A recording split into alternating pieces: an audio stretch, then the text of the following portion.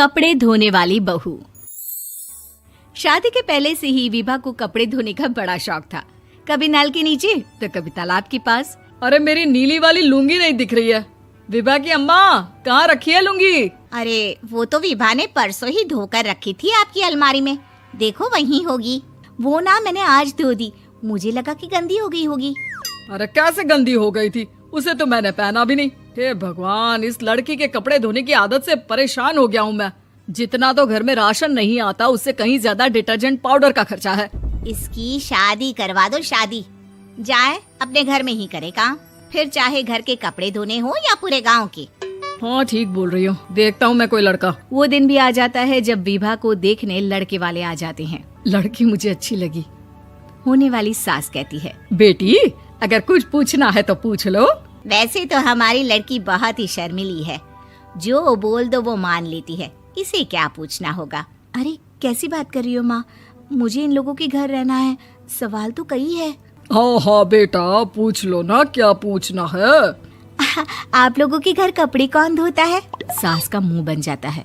देखो, अगर तुम ये कहना चाहती हो कि तुम्हें कपड़े धोने नहीं आते तो सुन लो, कपड़े मैं ही धोती हूँ, लेकिन तुम्हारे आ जाने के बाद मैं रुमाल तक नहीं धोऊंगी। अरे चुप रहना भाग्यवान, बहू बेचारी घर आई नहीं, उसे डराना शुरू कर दिया। वो क्या है ना बिटिया, अभी तक तो ये कल्लू की माँ ही धोती थी, लेकिन अब तुम्हारे पापा तो दहेज में वॉशिंग मशीन देंगे ही। तभी विभा की माँ बोल पड़ती है, सवाल भी पूछा तो क्या। वैसे भाई साहब, मशीन की तो फिर भी कपड़े धोने की कैपेसिटी होती है। मतलब जो बिटिया दे रहे हैं ना विभा, इसे कपड़े धोने का बहुत शौक है। ये आप लोगों के क्या, आस पड़ोस गांव मोहल्ले सबके कपड़े धो दे और उफ तक ना करे। बाहर देखा नहीं आपने कितने कपड़े सूख रहे हैं? सब हमारी बिटिया ने ही तो धोए हैं। बस भी करो ना माँ, शर्म आ रही इतनी तारीफ सुनकर। और तो और एक दाग निकाल कर दिखाओ तो मान जाओ। हाँ अच्छा, माफ करना बेटा, मैंने गलत समझा। हमें तो रिश्ता बहुत पसंद है। और ऐसे जुड़ जाता है रिश्ता कपड़े धोने का शौक रखने वाली विभा का। उसकी शादी हो जाती है कोयला फैक्ट्री में काम करने वाले कल्लू के साथ। शादी के बाद अचानक विभा चिल्लाती हुई सास के पास आती है। सासू माँ, अरे सासू माँ कहाँ है आप? ये तो धोखा है, धोखा दिया आप लोगों ने मुझे। इसे ससुर के चक्कर के बारे में पता चल गया। अरे तो उसमें तुझे क्यों धोखा मिला है? अरे नल में पानी नहीं आता, कपड़े कैसे कब धुलेंगे? अच्छा, तू पानी नहीं आ रहा उसकी बात कर रही है। तो आपने क्या सोचा?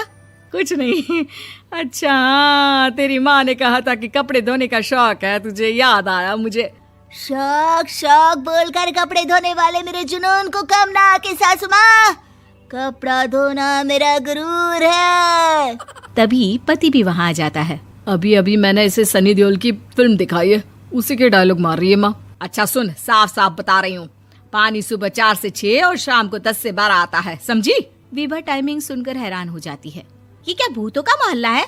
सुबह 4 बजे उठकर कौन कपड़े धोता है? 4 बजे टंकी में पानी जाता है, फिर सारा दिन धोना ना, किसने मना किया? अरे कैसी बात कर रही हैं? 200 लीटर की टंकी में कितने कपड़े धो लूंगी मैं? सुबह ही उठ जाऊंगी मैं। अब क्या था, विभा सुबह 4 से लेकर रात के 12 बजे तक कपड़े ही धोती रहती। एक रोज सास पड़ोस से निकलकर कहीं जा रही होती है कि साथ वाली कहती है, हाँ कल्लू की माँ, जरा ये बताओ कि 2 साड़ी है, 2 ब्लाउज और एक पेटीकोट और एक नाड़े वाला लंबा कच्छा। हाँ तो? अरे तो क्या, कितना लोगी धुलाई ये बताओ। धोबन दिख रहे हैं हम क्या? हमारे पति सरकारी नौकरी से अभी रिटायर हुए हैं और बेटा सुपरवाइजर है कोयला फैक्ट्री में। धोबन समझ रखा है हमें? हाय रे कल्लू की अम्मा, माफ कर दो, वो तो मोहल्ले में यही सब बता रहे थे कि तुमने बहू को कपड़ा धुलवाने के काम में लगा दिया है। सास को पड़ोसन की बात सुनकर गुस्सा आ जाता है। वो घर पहुंचती है जहां घर के बाहर ही इतने सारे कपड़े सूख रहे होते हैं जितने कि किसी धोबन के घर पर। अरे ओ कल्लू की दुल्हन, बाहर निकल। माँ जी यहीं आ जाओ, बाथरूम में चादर धो रहे हैं हम। अरे अभी हम धोते हैं, तुमको बाहर निकलो। ये आस पड़ोस वाले बोल रहे हैं कि हम बहू से कपड़े धुलवा कर उसे कपड़ा धोने वाली बना दिए हैं। अरे छोड़ो ना माँ जी, किन लोगों की बातों में आती हो? आस पास के लोगों का तो काम ही होता है कि वो किसी तरह सास बहू को लड़ा दे। बहू सारे घर के कपड़े धोती है, ये क्या कम है? बोलिए।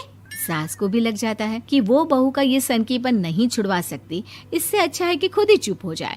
एक रोज सास और बहू मंदिर जाते हैं, जहाँ सास की साड़ी वहाँ खड़ी भीख मांगने वाली से मिलती है। माँ जी क्या बात है, आपकी साड़ी उस भिखारन से कितनी मिल रही है ना? हाँ हाँ देखो तो, दोनों की साड़ी मिल रही है। क्या बात है कल्लू की अम्मा, तुम खुद को तो अफसर की बीवी बताती हो और ऐसी सिंपल सी प्लेन साड़ी पहनकर घूमती हो। सिंपल और प्लेन नहीं है ये साड़ी। तो क्या सोने के धागे से फूल बने हैं? कुछ भी सासू माँ, कुछ भी। हाँ बने थे इस साड़ी में सोने के धागे से फूल। मेरे पति लेकर आए थे मद्रास से स्पेशली मेरे लिए 10,000 की।